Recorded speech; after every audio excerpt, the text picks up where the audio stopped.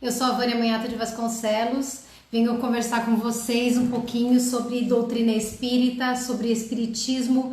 Nosso tema de hoje é Lei de Liberdade do Livro dos Espíritos. Eu chamei de Você é Livre porque na verdade é uma afirmação, eu e você, nós somos livres. Agora, como é essa liberdade, como vamos entender, compreender essa liberdade, é que nós vamos tentar compreender nesta noite, né? Olha, até meu amigo Silvio Benites, de Foz do Iguaçu, está aqui, que alegria! Muitos anos que não o vejo, faço questão de comentar o nome dele aqui, porque é um amigão de muitos anos, né?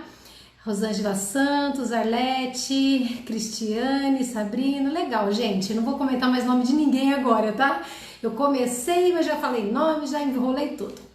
Então, a Lei de Liberdade está em O Livro dos Espíritos. A partir da questão 825 tem vários itens os quais eu vou comentar rapidamente. É um capítulo importante, um capítulo comprido e vale a pena a gente estudar. Agora, como eu disse no tema da palestra, você é livre, eu sou livre, nós somos livres. Agora, que tipo de liberdade é essa que nós vamos ter que compreender, certo?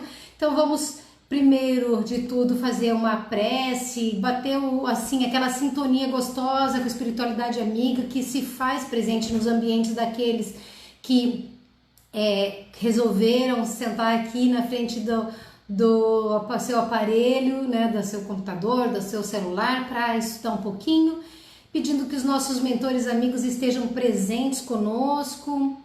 Que Jesus se faça presente, Ele que prometeu, que afirmou, que garantiu que estaria entre aqueles que se reunissem em seu nome, e não há como nós não nos reunirmos em nome deste irmão maior que trouxe dentro dos conceitos cristãos que nos ensinou, dos conceitos de amor, tudo aquilo que nos sustenta a existência na Terra.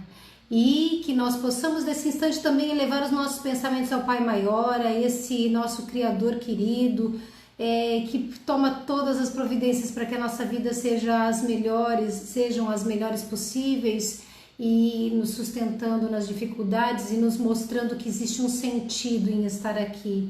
Então, com a presença dos bons espíritos, dos nossos mentores, do nosso irmão maior Jesus e do nosso Pai, nós pedimos a permissão para, num ambiente protegido, com todo o preparo que é possível a espiritualidade fazer por nós, que nós possamos iniciar esse estudo com toda a inspiração e com todo o carinho que só eles sabem nos dar.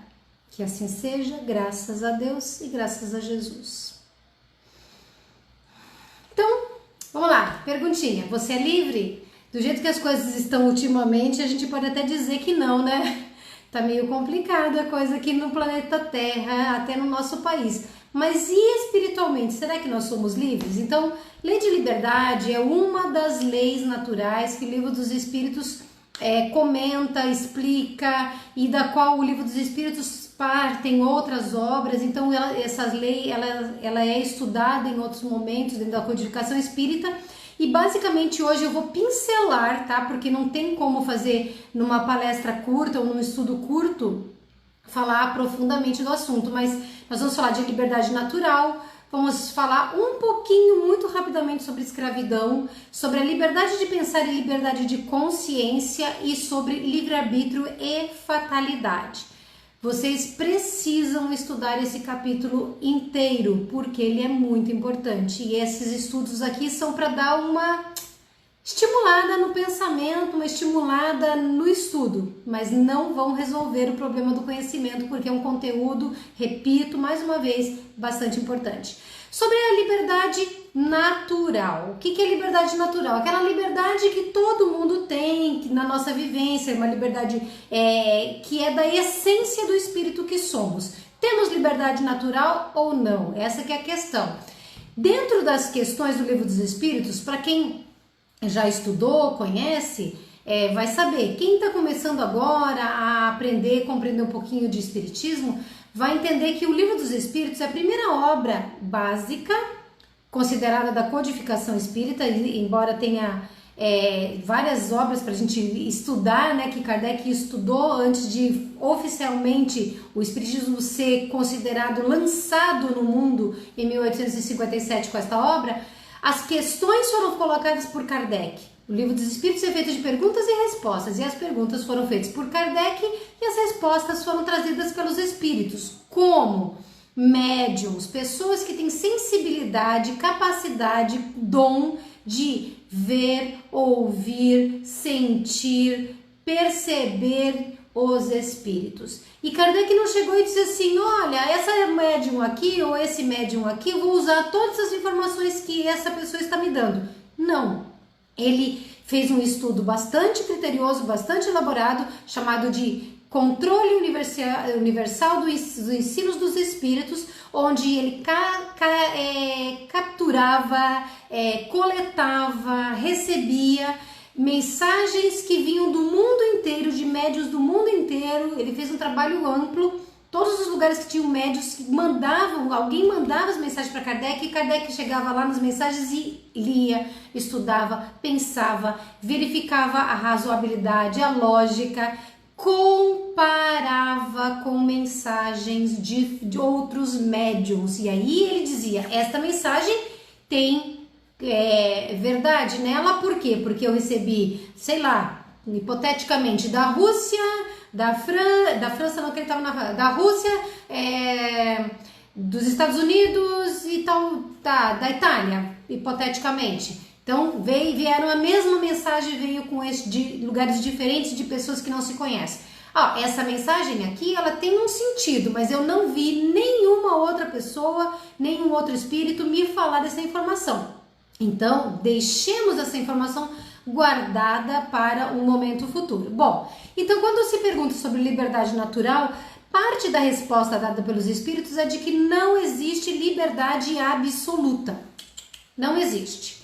A liberdade absoluta, ela acaba no momento em que nós nos relacionamos. No momento em que existem duas pessoas, acabou a liberdade absoluta.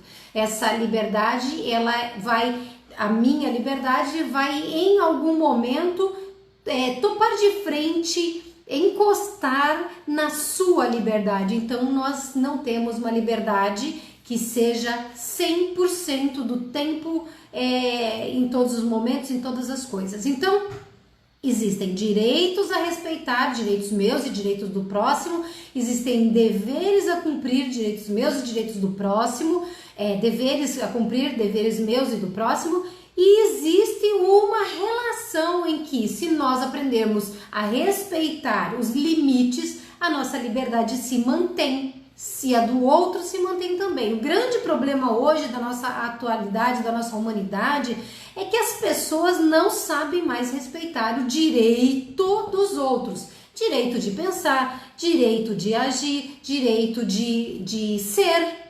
Ficamos o tempo todo avaliando que o outro está errado, o tempo todo julgando. E claro, não passa pela cabeça de muita gente pensar se eu, ou a própria pessoa no caso, estou errada, se eu estou sendo julgada ou se eu me julgo, melhor ou pior. Então, o que acontece com a liberdade natural? Quanto mais inteligência nós temos, mais capacidade a gente tem de compreender que a liberdade existe e até onde ela pode ir.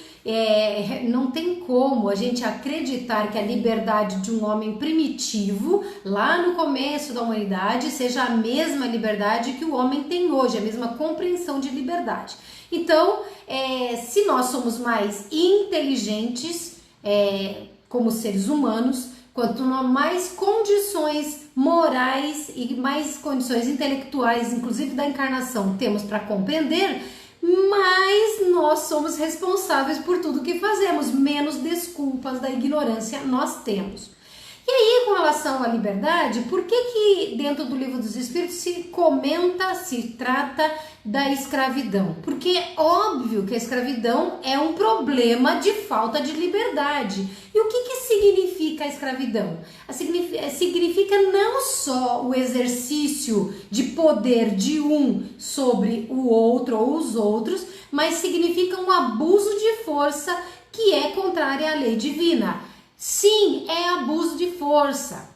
Hoje nós aqui temos uma consciência um pouco maior do problema da escravidão, mas ainda se você pegar, inclusive aqui no Brasil, e de repente colocar lá no seu santo Google e colocar escravidão e colocar o último mês como período de pesquisa, você vai encontrar, como essa semana teve, caso de pessoas que estão fazendo outras de suas escravas, tratando-as como regime de escravidão. Essa semana saiu o caso de uma moça aí, razoavelmente importante, com dinheiro, com pai famoso, que se descobriu que tratava uma servidora, uma mulher que trabalhava para ela, hoje com 61 anos de idade, como um regime de escravidão. Como é que pode?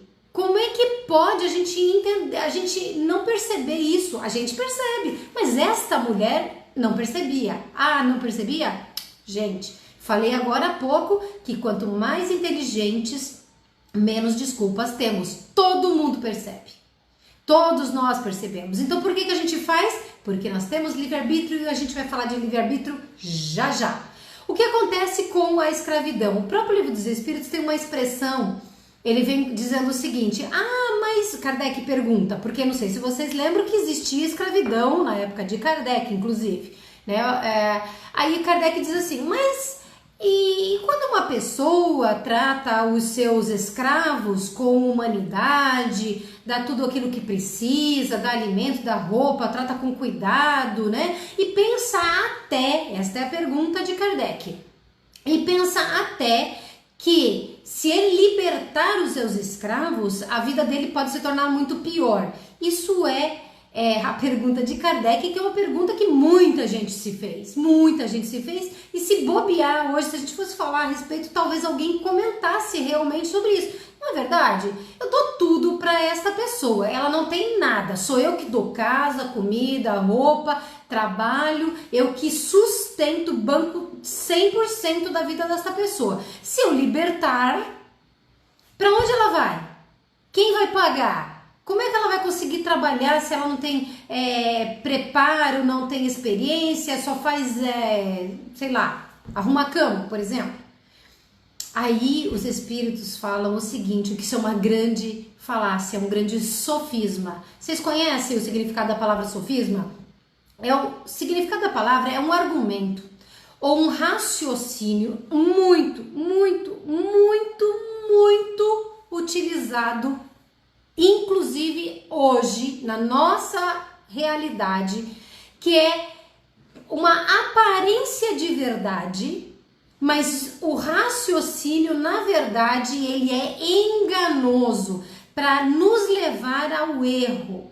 A falácia, o sofisma, eles são utilizados amplamente, inclusive no nosso jornalismo, nas nossas relações humanas. As pessoas têm uma ideia com essa aparência de verdade, mas o conteúdo dela, na verdade, ele tem um objetivo de te enganar, te levar ao erro. E é essa a desculpa daquele que justifica a escravidão. E vocês podem dizer, mas que estranho, né? A Vânia tá falando de escravidão hoje, o Livro dos Espíritos foi em 1857, não tem escravidão no Brasil, eu acabei de falar de um caso que aconteceu essa semana. E aí nós vamos pensando o seguinte, não é porque aparentemente não tem que a gente tenha que deixar de falar no assunto. Aliás, nesse sentido, vou falar para vocês e me desculpe quem pensa o contrário.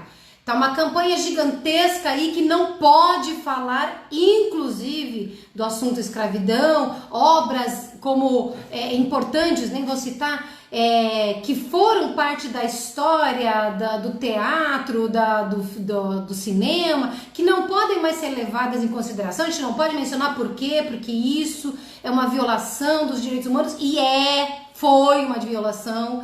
Só que história serve para a gente olhar para trás e dizer, isso não presta, isso não serve.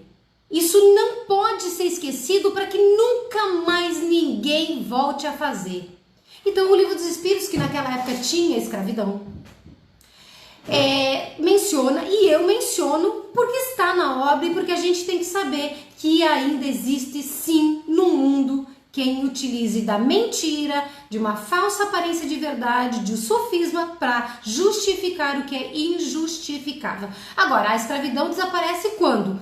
Quando há progresso. E o progresso, como a gente bem pode perceber, não é só um progresso da nossa humanidade tecnológica, tem que ser progresso moral além do progresso intelectual, porque tem muita gente inteligente, com poder, que ainda não tem moral bastante para amar ao próximo como a si mesmo e se colocar no papel do outro, ter empatia com a situação do outro e dizer, eu não posso fazer isso que tá errado. E aí você vai fazer o quê? Fingir que isso não aconteceu na história? E vamos fingir e os nossos filhos vão nascer e a gente não pode falar, vou dizer, está errado. Por que, por exemplo, que tem jovem aí de 14 anos que fuma? Todo mundo sabe que não pode fumar. Todo mundo sabe que não pode. Agora, o cara não entende. Por que ele não entende? Porque ele não vê a situação acontecer, ele não vê o câncer no seu pulmão. Então a gente precisa tomar cuidado quando a gente quer mudar o futuro, mudar o presente, para que nós não ignoremos que a nossa história nos trouxe aqui para o bem e para o mal e que a gente precisa pôr o peso certo nas coisas que vivemos e dar esses valores para que a gente possa não errar mais. Agora, tem uma coisa, tá? A responsabilidade do mal, ela é relativa, tem tudo a ver com a nossa liberdade isso. A responsabilidade do mal é relativa porque quanto mais capaz de compreender, mais capaz de arcar com as consequências, menos punido, entre aspas, o punido eu não gosto dessa palavra, mas menos a lei de causa e efeito vem cobrar de nós os nossos erros, quanto menos vem cobrar, quanto menos a gente sabia. Então a gente precisa entender também que hoje um ato de escravidão qualquer é infinitamente muito pior do que um ato de escravidão ao tempo de Jesus, ao tempo de 1000 anos atrás. Então a gente precisa ter isso em mente. Por quê? Porque há 2000 anos nós somos cristãos, existem outras filosofias religiosas e filosofias não religiosas que falam desse grande erro da humanidade em muitos países, se não todos os países do mundo, e nós não temos mais desculpas para a escravidão. Até porque o argumento da escravidão também é o fato de se achar que uns são melhores, uns são mais puros do que outros. Ridículo, porque o que é puro é o espírito, e só quando ele realmente tem uma pureza moral, elevação moral, espiritual, tem amor no coração. Agora, fisicamente, dá licença, gente, esse corpo aqui, nesse segundo tá deteriorando, uma hora esse corpo não vai dar conta, eu vou me embora espiritualmente falando, e o que vai acontecer? Sou perfeita, santa, agora vou lá sentar à direita de Deus, como diz a religião católica? Não, eu vou reencarnar. Essa é até a filosofia espírita falando. Vou reencarnar em outro corpo. E eu só vou nascer loira, branca, de olhos azuis? Não, eu posso nascer homem, eu posso nascer num corpo de homem, num corpo de negro, num corpo homossexual. Eu posso nascer hindu, árabe, sírio, europeia, indígena. Posso nascer de novo no Brasil, só que em vez de nascer em Curitiba no Sul, eu posso nascer no recanto mais sofrido e afastado do nosso querido Nordeste, do nosso amado Norte do país. Isso aqui é roupa, o corpo é roupa, e isso a gente troca, não é o corpo que é puro, é o espírito. Então, a desigualdade natural que existe entre os povos, que eventualmente colocam alguns povos com algum poder sobre outros, não estou falando de poder bélico apenas, mas um poder assim, de uma ascendência, até mesmo intelectual, eventualmente, o passado teve muito disso. Ela é uma situação, essa desigualdade, para colocar uns para ajudar os outros, e não para submeter, não para escravizar. Então a gente precisa se amar como seres humanos, como irmãos, como espíritos. Bom, a gente sai da escravidão e passa para a liberdade de pensar e de consciência. O que é a liberdade de pensar? Só existe esta liberdade absoluta. É a liberdade que eu tenho de decidir, de pensar internamente. Por exemplo, eu estou aqui trabalhando com vocês, estou falando as coisas que eu penso, etc. Alguém de vocês pode estar num grupo e, digamos assim, uma família inteira diz assim, nossa, interessante isso, né? Eu concordo, não pode ter escravidão, liberdade de pensar, etc. E alguém aqui no meio diz assim, pensa, que mulher ridícula, que bobagem tão grande. Eu acho que é super interessante ter escravidão, sabe? A pessoa não tem para pagar a sua conta, eu pago e ela vai trabalhar 24 horas por mim, dorme a hora que dá para dormir, eu acho que ela tem que ficar feliz. Não é uma possibilidade? Eu não acredito, óbvio, que é super hipotético isso. Ela vai falar em voz alta? Não, porque todo mundo vai criticar, vai julgar, porque é contra a lei, porque é contra o amor, porque é contra a lógica da humanidade no dia de hoje. É óbvio que é um absurdo alguém falar em voz alta que é a favor da escravidão, é ridículo. Moralmente falando, é uma ofensa gravíssima às leis de Deus. Concorda? A pessoa não vai falar, mas ela está pensando. O que significa? Que ela tem liberdade de pensar, e que o pensamento não tem limite, e que ninguém sabe o que ela está pensando. E se ninguém sabe o que ela está pensando, ela é livre pelo pensamento. Então, isso não acarreta consequências? Acarreta. Qualquer que seja o pensamento, ele repercute no meio astral, ele é uma ponte de comunicação com os espíritos, ela é uma forma de sintonizar com os bons ou maus companheiros da espiritualidade, porque tudo depende do que somos, do que pensamos, do que desejamos, e aí também pesa perante a lei natural, perante as leis divinas, que vão, sim, Deus tem conhecimento daquilo que estamos pensando. Então existem consequências mesmo para pensar, mesmo que eu seja livre. Agora, e a liberdade de consciência? Não é a mesma coisa? Não, a liberdade de consciência, ela depende da civilização e do progresso, porque existem povos até hoje que não podem ter liberdade. Existem países do mundo que não acessam internet, qualquer site de internet. Existem países do mundo que não permitem que uma mulher saia sem cobrir o seu rosto. Existe uma que tem que dizer sim, senhor, para o seu marido e obedecer como se fosse, sei lá, o animal que carrega os, sei lá, cestos de roupa no sítio. É complicado, é muito complicado. Liberdade de consciência depende. Então, o que acontece com a liberdade de consciência? Eu posso pensar, mas nem sempre posso me exprimir. Eu posso não me exprimir porque eu estou em desacordo com a legislação, inclusive com a moral do momento, ou posso não me exprimir porque eu sou reprimida.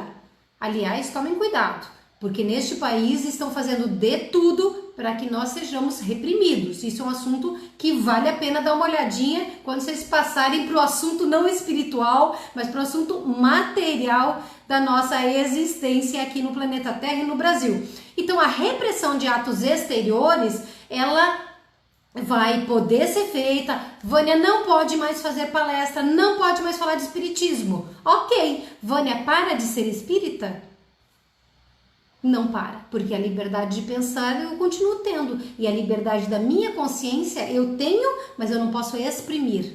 Então, só tem um condão, a proibição de alguém falar ou fazer alguma coisa, tornar essa pessoa hipócrita. Ou ela é aquilo, se pro mal ela não faz, mas ela pensa, ela continua sendo má. Se pro bem ela faz, não faz, e ela só pensa, ela ainda não é boa, porque ela não praticou. Mas se ela é impedida por forças externas, ela se tornou hipócrita pela força das coisas. É um assunto delicado, é um assunto que precisa desenvolver, por isso que eu disse, é pincelado o assunto de hoje. E com relação, gente, à crença, e especificamente falando de crenças religiosas, nós temos que entender que toda crença é respeitável, toda crença é boa, quando ela é sincera, o meu coração acredita, o meu raciocínio lógico acredita nisso, e ela me leva a ser uma pessoa melhor. Às vezes eu discuto no sentido positivo com algumas pessoas que não pensam como eu penso religiosamente, e eu digo, não adianta você falar isso pra mim, porque eu não vou entender de outra forma, eu faço questão de acreditar em Deus, porque todos os dias na minha vida, quando eu tenho momentos difíceis, o que acontece comigo? Eu peço socorro a Deus. Eu não faço uma palestra aqui virtual, nem no centro, em que eu não pare antes uns minutos e faça a minha prece, porque eu sei que sozinha sou incapaz de dar conta da responsabilidade desse trabalho. No momento aqui está variando a nossa participação aqui entre 70, 80 pessoas. Eu não sei quem são, entra duas, sai três, mas se estão aqui, sei lá, 60 pessoas fixas, 70 pessoas fixas ouvindo eu falar. E se vocês não entendem o que eu disse até agora, por exemplo, do assunto delicado da escravidão, vocês podem sair dizendo assim, nossa, a Vânia estava defendendo a escravidão porque pegou uma frase pela metade e não é isso que eu estou falando. Então eu rezo, eu peço inspiração, eu peço proteção. Convicção, gente, é uma coisa interna. Você pode até ser hipócrita daqui para fora, mas daqui para dentro, você sabe quem é, Deus sabe quem você é, seu mentor, seu anjo, seus companheiros da espiritualidade sabem quem você é. Então a gente não tem como fugir disso. Além do mais, é uma grande falta de caridade. Eu tenho o direito de acreditar em reencarnação e a minha mãe, que é católica, tem o direito de não acreditar. E o que me torna melhor? A mim torna melhor saber que se eu não acertar, eu tenho uma segunda chance de renascer e me tornar uma pessoa melhor, mas também me torna mais responsável, porque eu digo, eu não gostaria de nascer de novo passando as mesmas dificuldades. Para minha mãe, talvez isso seja diferente. Eu cito minha mãe hipoteticamente, embora ela seja católica mesmo, mas ela tem um pezinho no espiritismo, tá? Então, a gente tem que pensar nas religiões qual é o resultado delas, se elas dividem, se elas separam, se ela torna o outro menos do que você por causa da sua convicção de fé, ela não é boa. Agora, se ela procura fazer o melhor por você, se torna uma pessoa melhor, então ela é uma religião boa. Não importa se ela é perfeita, não estou falando de perfeição, que não tem nenhuma perfeita. E o livre-arbítrio, o que é de verdade?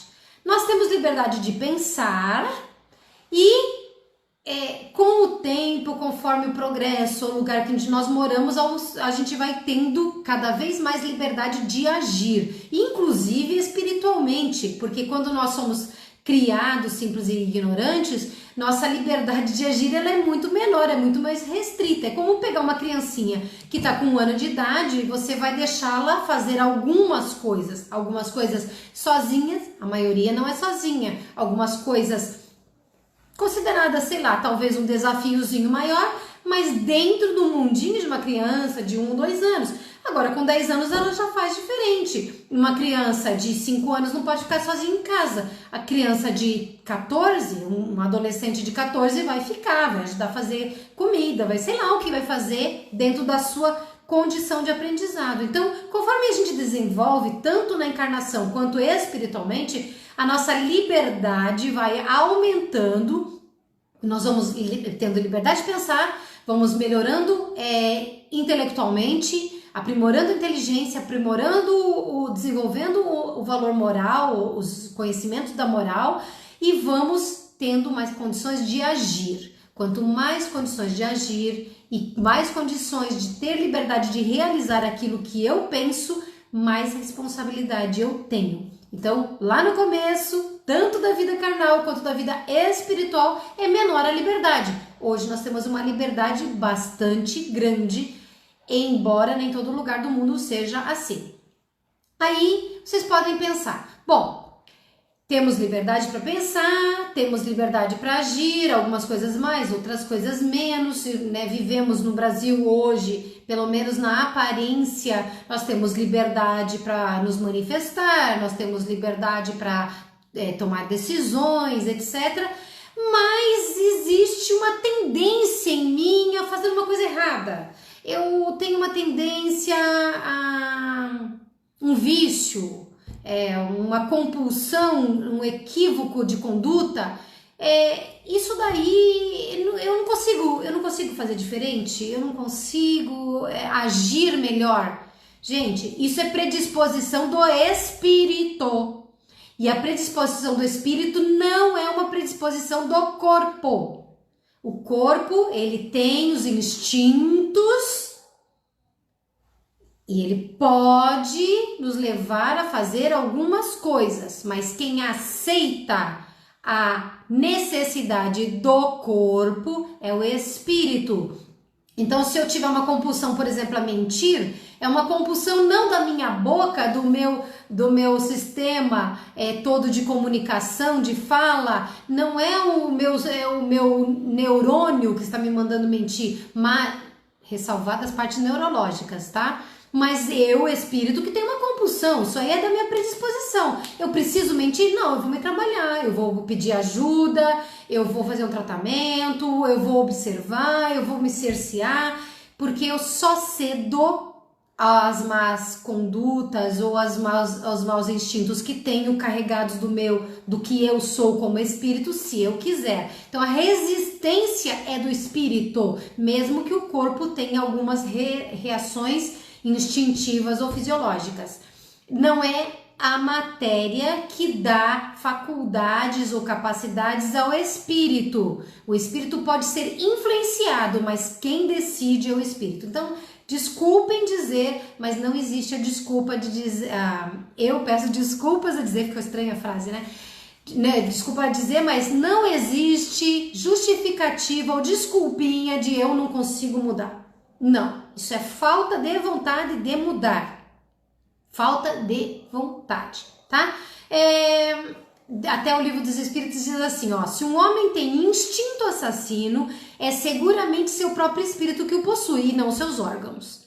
E isso é muito importante, porque nós estamos falando de liberdade. Nós estamos falando de livre-arbítrio, é a decisão de alguém, tá? Então a gente precisa ter consciência para que a gente possa mudar. Que mais? Existem pessoas fisicamente perturbadas, fisicamente adoentadas na sua questão de raciocínio intelectual, etc, etc, ou seja, elas têm uma limitação. O espírito, ele não tem a limitação é física. O espírito, neste caso de um organismo físico adoecido, o espírito não tem total liberdade, porque ele pensa, mas ele não traz para o pensamento físico aquele raciocínio, aquele impulso de pensamento que ele tem.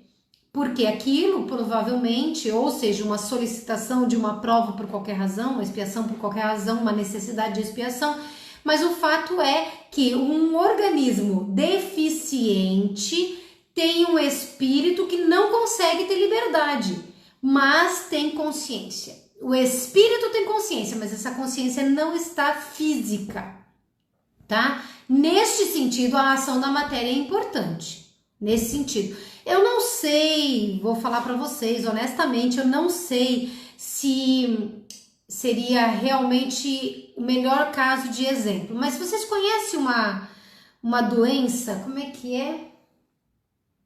Síndrome...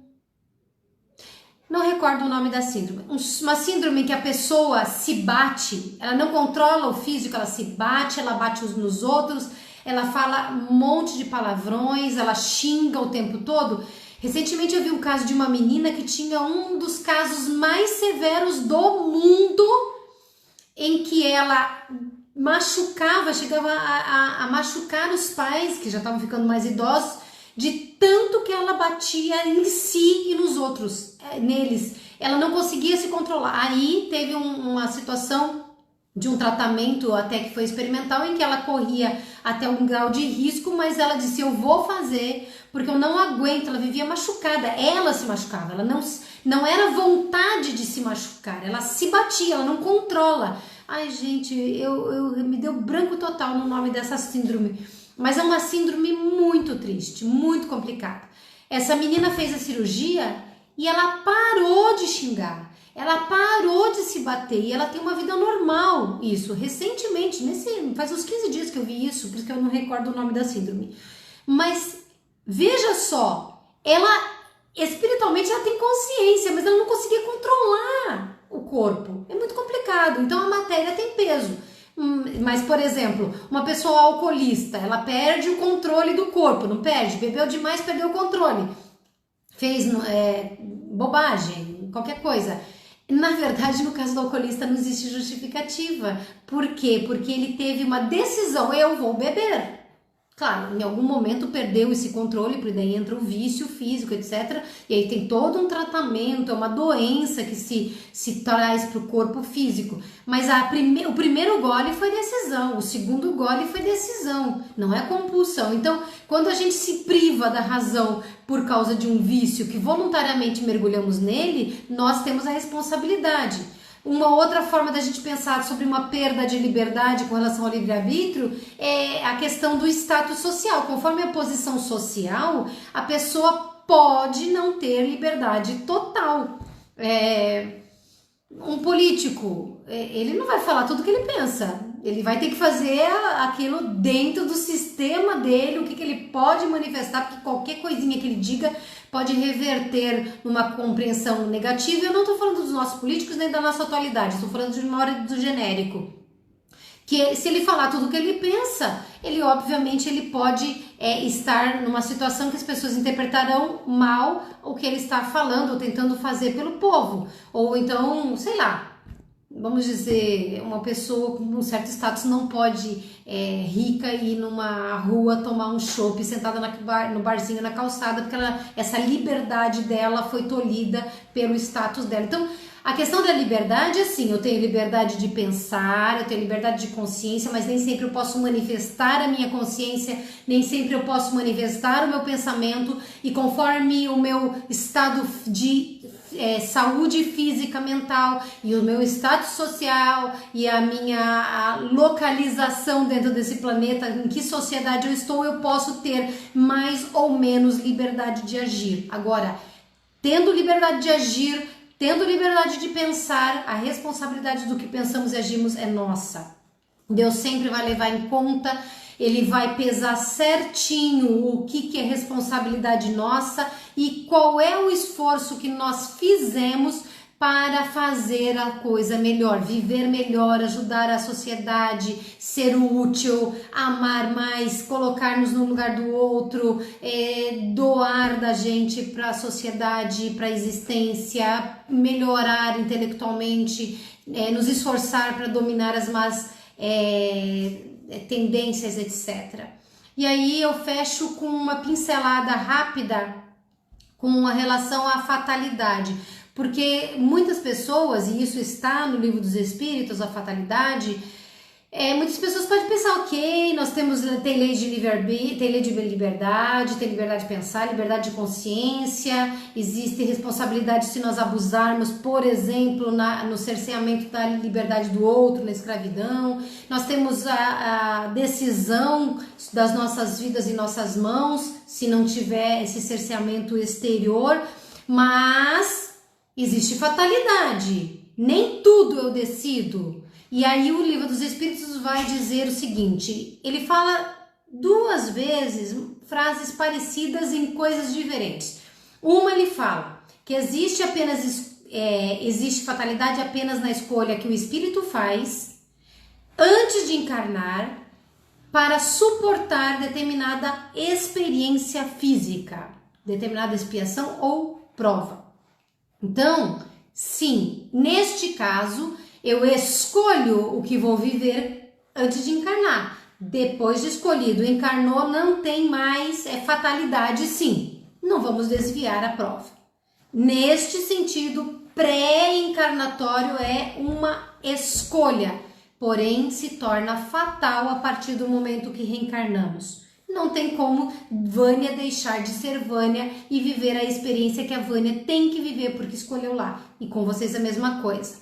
E com relação às questões da tentação da natureza moral, assim, que nos vai levar a dizer não, eu não vou fazer isso porque está errado, ou eu não consigo resistir a essa tentação, e isto não é fatalidade. Isto é uma decisão que nós tomamos em algum momento de deixar o impulso das nossas tendências do passado e até mesmo do impulso do instinto do corpo animal que nós estamos vestindo nos leve para algum lugar, mas somos nós que decidimos viver isso.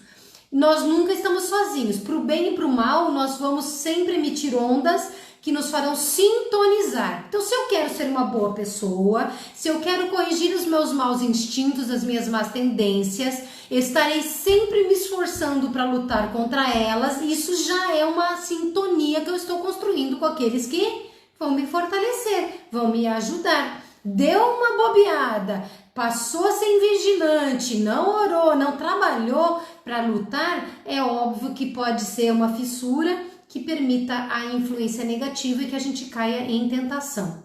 Então, gente, sempre temos companhia. Com quem você está andando, com quem eu estou andando, vai depender daquilo que nós queremos fazer. A outra frase que se fala sobre essa questão da fatalidade, fisicamente falando, é que não existe uma coisa mais fatal do que a morte. Ninguém escapa. Por isso que quando a gente fala assim, a gente está sofrendo porque alguém faleceu, desencarnou, melhor dizendo por termo espírita, a gente não está desqualificando o sofrimento, a saudade, o vazio que fica, a dor que dá, não é isso. Mas todos nós tínhamos que estar prontos para, neste minuto seguinte, deixarmos de estar aqui ou vermos alguém dar adeus.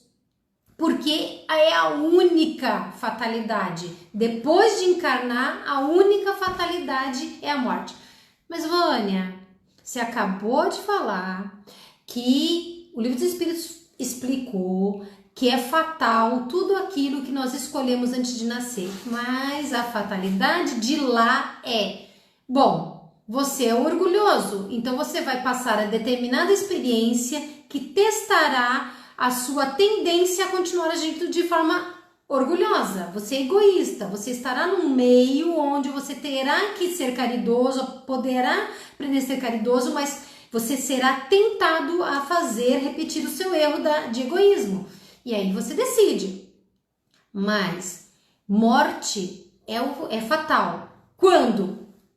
Está previsto para Vânia morrer, desencarnar entre, eu espero que não, hipotético, entre o final de 2020 e a metade de 2021. Eu posso morrer, desencarnar no dia 31 de dezembro porque fui brindar o ano novo. Nossa, graças a Deus 2020 terminou, encho minha cara e atravesso a rua e morro atropelada.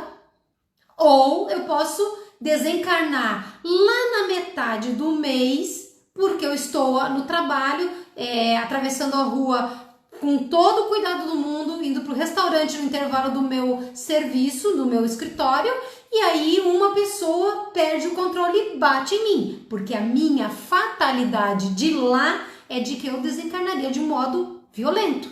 A fatalidade do lado de cá é de que eu morrerei em determinada circunstância ou com o meu cuidado eu protelo. Não vou até aquele ponto, eu não preciso sair daqui correndo, né, da vida, ou eu abuso e acabo entrando naquela linha, né, de produção dos que estão voltando para casa. Vocês percebem? Inclusive, o Livro dos Espíritos fala, gente, nós temos que ter precaução, sim. Eu sei que vou morrer, sei que este corpo deixará de existir, sei que é fatal deixar de estar aqui, mas eu vou tomar cuidado. Por quê? Porque a gente tem instinto de conservação, porque cada dia que nós estamos aqui é um dia importante para nós mudarmos tudo no nosso futuro espiritual, na nossa consciência, no nosso compromisso de nos tornarmos melhores. Então são duas fatalidades. Tirando isso, nós podemos passar por determinados riscos, problemas e não desencarnarmos porque não chegou a nossa hora, porque apesar da morte vir algum dia, não foi agora, não é necessário que seja agora, mas a dificuldade, o que nos coloca cara a cara com a morte, ela muitas vezes é o pedido que nós mesmos fizermos à espiritualidade, dizendo assim, olha, se eu estiver me desviando do caminho, se eu estiver esquecendo daquilo que eu me comprometi a fazer, me dê um susto. para eu perceber a importância da vida, para eu notar, me relembrar de quanto a vida é frágil, de quanto a vida é efêmera, para que eu não me perca, porque a hora que eu levo um tranco da vida, em que eu passo perto da morte, em que eu tenho que ter sofrimentos e dificuldade para me recolocar na vida do jeito que era antes, eu vou perceber que eu não posso perder tempo, porque a vida é um sopro. E ela pode terminar em qualquer momento, a qualquer momento, então eu preciso dar valor e ser responsável. Sempre, eu, às vezes assim, graças a Deus eu e meu marido a gente briga pouco hoje. A gente tem, como todo casal, as suas divergências, mas já teve épocas que nós tivemos momentos difíceis mesmo. Então, brigava, ele saía viajar. Gente, e o medo que esse homem não volte? E o medo de ter sido a última palavra, ter sido alguma coisa amarga, ruim, negativa. E quantas pessoas têm essa memória na sua vida porque não souberam amar, perdoar, etc. Então o tranco da vida muitas vezes é para nos colocar nos eixos. Então a gente não pode nem reclamar, tá? Então pelos perigos que a vida nos dá é que Deus nos lembra muitas vezes que a gente precisa mudar de conduta. A última frase dessa nossa conversa em relação a esse tema, e não é tudo o que este capítulo oferece, eu recomendo que vocês leiam Lei de Liberdade, na parte 3ª do Livro dos Espíritos. A última frase que eu trago para vocês é: sem o livre-arbítrio, o homem não tem culpa do mal, nem mérito do bem. Isso está na última parte do livro da Lei de Liberdade, no resumo teórico do móvel das ações humanas. Sem o livre-arbítrio, o homem não tem culpa do mal, nem mérito do bem. Alguém premia aquela pessoa que não merece? Nem Deus. Deus premia pela lei de causa e efeito aquele que merece. E aquele que não merece recebe aquilo que deu também. Então, gente, nós temos liberdade por uma razão muito, muito, muito simples. Nós temos liberdade para que nós sejamos construtores do nosso próprio futuro e para que tudo de bom que a gente receba, a gente possa ter a alegria de dizer: eu construí, com a ajuda dos nossos mentores, com a ajuda de Jesus, com a ajuda de Deus, com a ajuda das leis naturais, mas fui eu que fiz. Olha que legal, esse troféuzinho aqui é meu, eu fiz, eu suei por ele. Agora, se eu receber um pacote de espinhos cheio de coisas que machucam, também não poderei culpar ninguém, porque na verdade nós todos somos responsáveis pelas nossas vidas. Você é livre, eu sou livre. Agora, o que a gente faz com a liberdade, nós precisamos analisar muito bem. Muito bem. Então eu trago para vocês esse tema para que vocês pensem um pouquinho, principalmente nos dias de hoje, porque os dias de hoje estão muito complicados. É bom a gente reavaliar o que estamos fazendo da própria existência. Tudo bem? Combinadíssimo?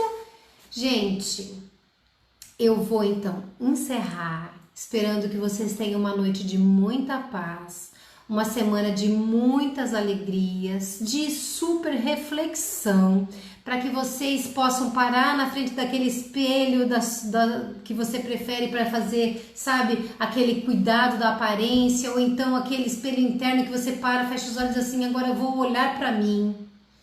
E descubra se você está usando bem o seu livre-arbítrio, se a sua liberdade de pensar está sendo bem usada, se a sua liberdade de consciência está sendo bem definida, se a sua ação está sendo coerente com aquilo que você crê, com aquilo que você é, se você está utilizando bem o momento presente, o minuto presente para sair daqui, quando a fatalidade chegar e dizer: acabou o seu tempo, volte para casa, que você, que eu, que nós não nos arrependamos. E são com essas palavras que eu deixo para vocês nessa noite de domingo, pedindo a Deus agora, já numa posição interna de prece, de sintonia, que possa nos fortalecer nesses conceitos, que os nossos mentores recebam de nós a possibilidade de, no descanso do corpo físico, bater um papo com a gente, nos dando um toque, sabe?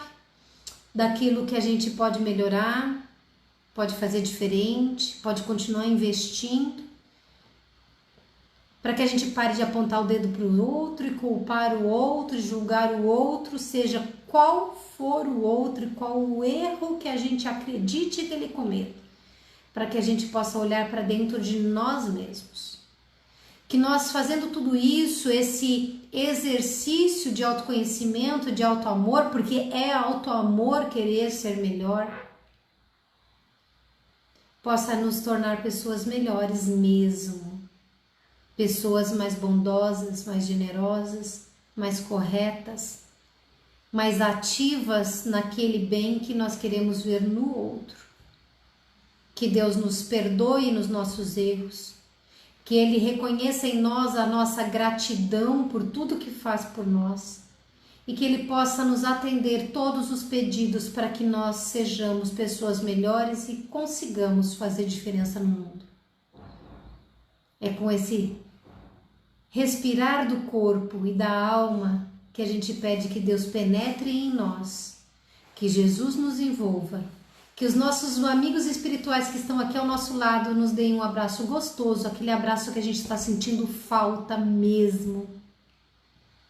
E que nós possamos entregar o corpo ao descanso, certos de que nós temos o dia de hoje para terminar e o dia de amanhã, se Deus permitir, para usar bem o nosso livre-arbítrio. Nós somos livres. Que Deus abençoe, que Jesus proteja.